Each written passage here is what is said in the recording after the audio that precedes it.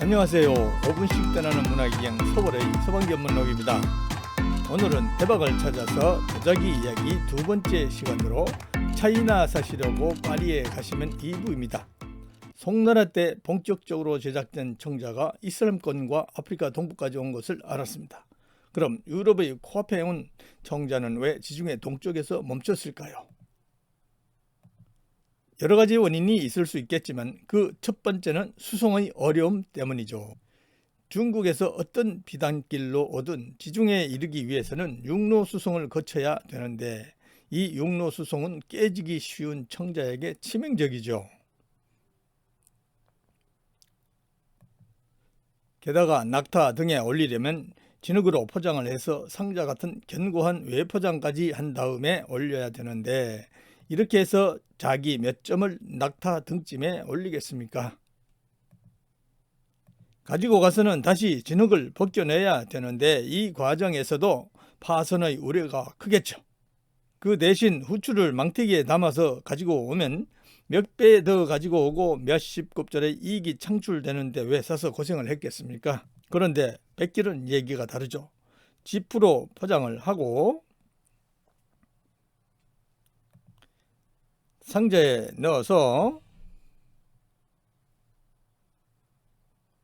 사이사이 곡식 알을 채워 넣으면 포장이사 이상이죠. 이런 이유 때문에 물길과 맞닿은 도시에는 예외 없이 청자의 흔적이 남아있죠. 아직 아프리카 항로가 개척되기 전이라 아랍 상선이 다니던 아프리카 동부의 아래쪽까지 가서 이 귀한 보물을 금이나 노예로 바꿔왔죠. 두 번째 이유는 음식 문화의 차이에서 온 것이죠. 중화권에서는 젓가락을 사용하지만 지구 인구의 3분의 1에 해당하는 인도 문화권이나 아랍 페르시아 문화권에서는 음식을 쟁반에 담아놓고 여러 명이 둘러앉아 손가락을 사용하여 먹죠. 다시 말해 귀한 쟁반에는 손가락이 닿으니 비록 청자가 아주 단단하지 않아도 상처가 날 일이 없는 거죠. 그런데 유럽 문화권에서는 아주 오래전부터 칼을 사용했죠. 아직 포크는 등장하기 전이지만 식탁에 칼이 올라와 있는 이상 쟁반에 닿지 않을 수가 없겠죠. 손님 초대해서 식사하는데 귀하게 모셔온 청자 표면에 칼 흔이 나면 음식이 넘어가겠습니까? 청자 접시 한 장이 집 한 채와 같았다고 하니 그냥 무른 도기를 쓰다가 이빨이 빠지면 버리는 거죠.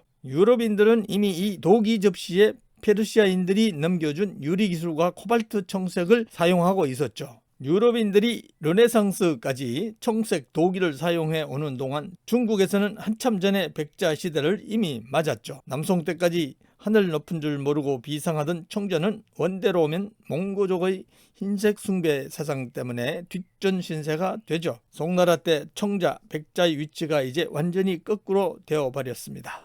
청자의 약점 중 하나는 그림을 입히기가 어려워 자기 위에 직접 양각이나 음각을 했죠. 흙을 파내서 상감을 한 고려 청자가 그래서 유명하게 된 거죠. 원나라는 한족을 굴복시키기 위해서 생목인을 우대하고 도요의 요직에 임명하였으며 서역으로부터 청색의 원료인 코발트를 수입하여 청색 끝문양인 당초문을 입힌 청화백자를 완성시키죠.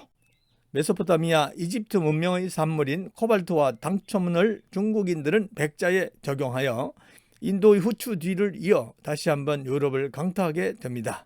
가마의 발전으로 더욱 가볍고 단단한 백자가 완성되었고 이는 향후 유럽 식탁의 모습을 완전히 바꾸어 버립니다. 징도전의 활력으로 명대를 거쳐 임진왜란 때까지 400년 가까이 중국은 독보적인 청화백자로 세상의 금은보화를 싹쓸이하죠.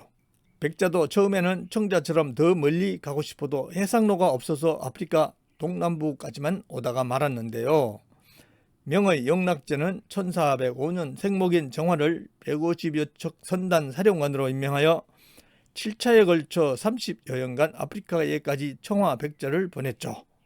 그러나 아프리카 항로가 개척된 후로는 상황이 달라지죠. 황금 거위인 후추 무역이 식민지 곳곳의 경작으로 양산되기 시작하자 또 다른 대박거리를 찾던 유럽 상단은 이제 중국으로 눈을 돌립니다. 포르투갈이 마카오를 조차하고 스페인은 마닐라를 거점으로 관련 무역에 열중하고 네덜란드는 동인도 회사를 설립하여 중국과의 교역에 열을 올립니다. 그 주요 품목은 물론 청화백자였고 관련선 한 척에 3만 점까지 실었답니다. 200톤급이면 낙차 2,000마리 뿐이죠. 이제 유럽 각국은 청아백자 사직이 달리기를 시작했습니다. 끝까지 시청해 주셔서 감사드립니다. 다음 시간에는 대박을 찾아서 도자기 이야기 차이나 사시려고 파리에 가시면 3부로 이어집니다.